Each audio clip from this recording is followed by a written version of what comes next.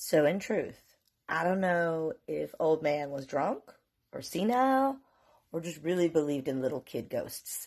But like, looking back on it, I was a 9-year-old kid in the nighttime by myself. Like, hello?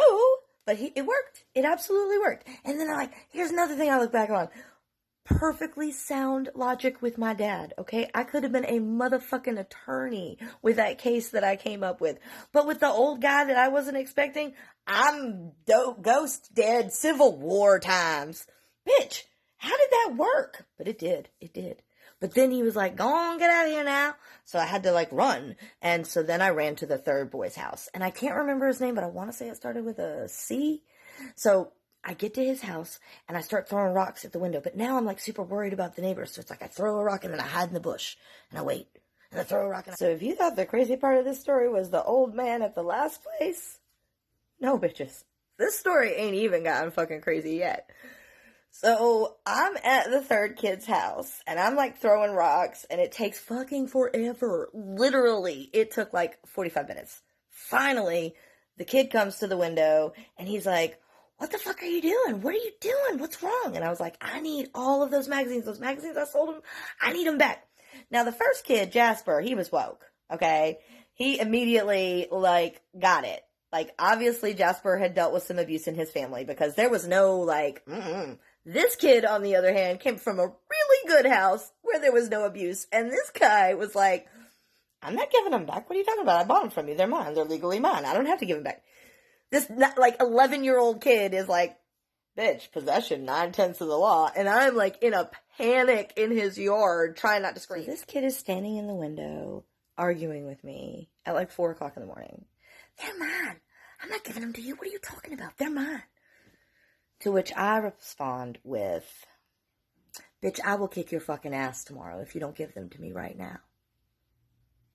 To which he responds, because as I said earlier, he'd come from a good home with, oh shit, I'm sorry, don't hurt me, but I can't get them even if I wanted to get them.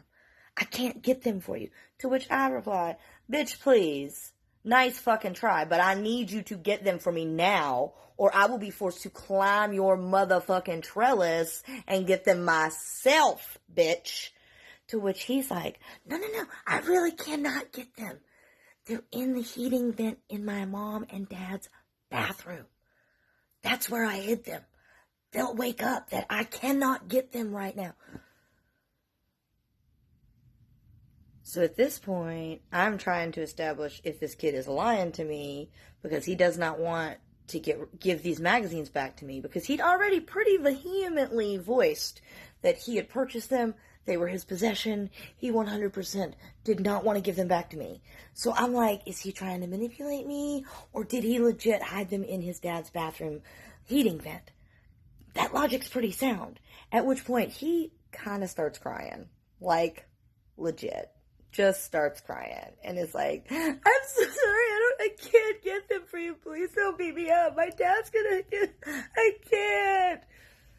So at that point, I was like, he ain't that good an actor, he's legit probably telling me the truth that he can't get to them. So then I'm trying to okay, so how do I get it? How do I break into this motherfucking house when this mom and this dad go off to work and not get myself arrested and get into that heating vent? So I'm in the yard, and at this point I have sat down inside the bush because I am trying to figure out my plan for how I'm going to break into that house. I'm going to stay in this bush until the dad and the mom leave for work and all the kids go off to school, and I'm going to find a way to break into this house, and I'm going to get that shit back. So I'm just sitting in the bush. While I'm sitting in the bush, this kid is up in this windowsill, still steady crying, y'all. Just straight steady crying. Because here's the thing. He knew he was getting his ass whooped, okay? He was either going to get his ass whooped from his daddy. He was going to go wake up his dad, get those magazines, and get an ass whooping from his daddy for having them and for waking him up. Or he was going to get an ass whooping from me. Either way, he was getting an ass whooping.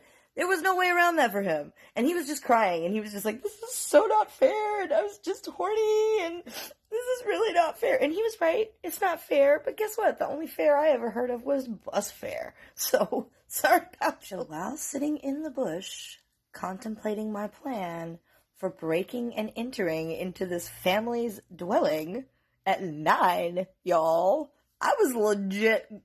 My plan was pretty solid. If they didn't have an alarm system, I'd have totally gotten away with it. But before I could do anything, boom, porch light comes on, front door slams open, Dad comes out with a fucking shotgun, pointed at the bush, and says, "Who the fuck is in my fucking bush?" Just like that. Now, I'm sitting there kind of like paying attention to him.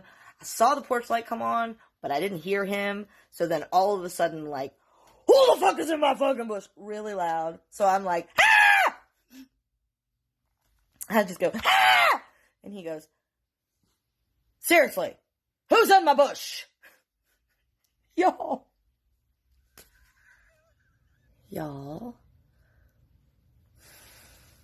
People in North Carolina don't fuck around with, like, people fucking around on their property, okay? Like, he legit could have shot me with a shotgun, and even though I was a 9-year-old kid, he'd have walked away. Like, that's just the way the law is written, and I knew that even at 9. I knew that.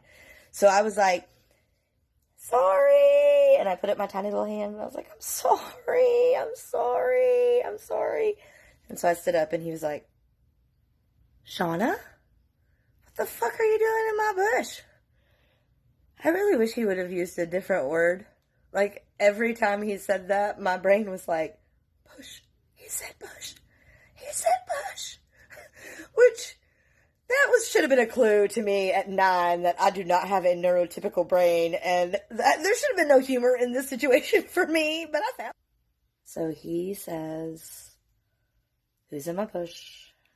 And I was like, "I'm sorry, I'm sorry, it's me, I'm in your bush. I'm so sorry, I'm in your bush."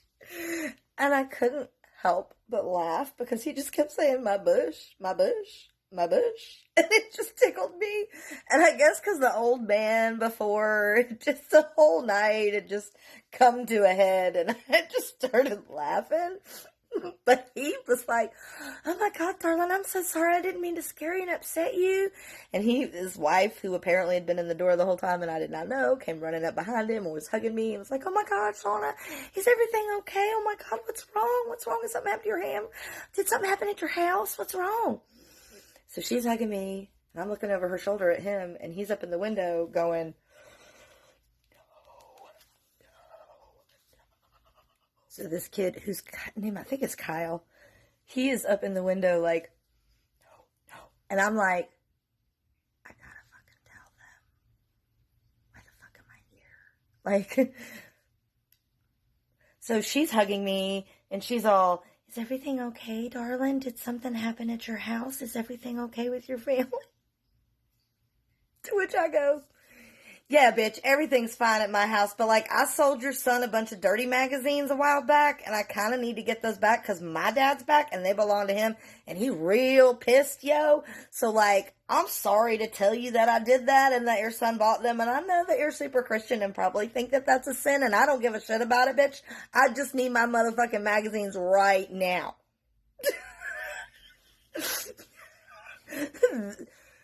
As I have said, this kid comes from a good home. That woman had never been talked to by a child that way.